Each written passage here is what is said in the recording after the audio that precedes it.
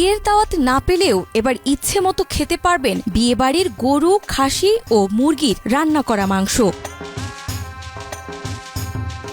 শুনতে অদ্ভুত লাগলেও এসব মাংস এখন পাওয়া যাচ্ছে বাজার মূল্যের অর্ধেক দামে, তাও আবার হাতের নাগালেই। এখানে গরুর মাংস, খাসির মাংস, তারপরে মুরগির মাংস, বোরানি, বিরিয়ানি সহ সব পাওয়া যায়। এখানে আপনি 500 টাকায়, 600 টাকায় বা 400 টাকাও পাবেন। ভালো মাল, খাইয়ে দেখবেন।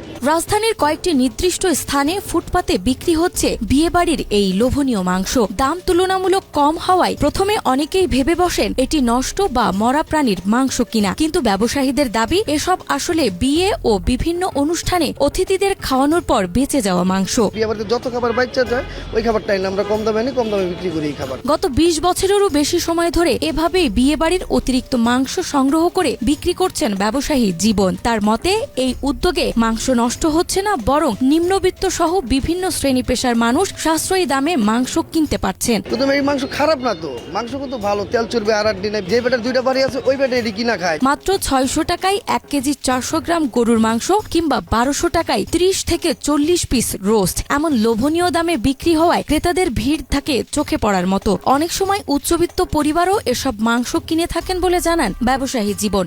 গরিব মানুষের থেকে বড় লোক মানুষই বেশি আসে এখানে, গরিব মানুষ এটি কিনতেই পারে না। সাভার থেকে ঢাকায় এসে মিরপুর 1-এ বসবাস শুরু করেন জীবনের মা। তার হাত ধরেই জীবন এই ব্যবসা শুরু করেন। এরপর থেকে রাজধানীর বিভিন্ন এলাকা থেকে বিয়েবাড়ির বাড়তি মাংস সংগ্রহ করে প্রতিদিন ফুটপাতে বিক্রি করেন তিনি। বাজারে 900-1000 টাকা করে কেজি, কিন্তু আপনার তো এখানে 500 টাকা করে পাওয়া যায়, যার কারণে সবাই এখানে আসে এবং খানাও গুণমান ভালো এবং খুব সুস্বাদু আছে। আমি ফ্যামিলি নিয়ে খাওয়াইছি, খাপ খুব ভালো। 3-4 দিন আগে বাইরের কাছ থেকে আমি একবার নিয়েছি। ক্রেতারা জানাচ্ছেন এসব মাংস স্বাদে ও মানে ভালো হওয়ায় কোনো অভিযোগ নেই তাদের। আর জীবন বলছেন ইচ্ছা থাকলে যে কেউ এভাবে মাংস দিয়ে ব্যবসা শুরু করে পরিবারে আনতে পারেন আর্থিক সচ্ছলতা। নাজমা, মাই টিভি।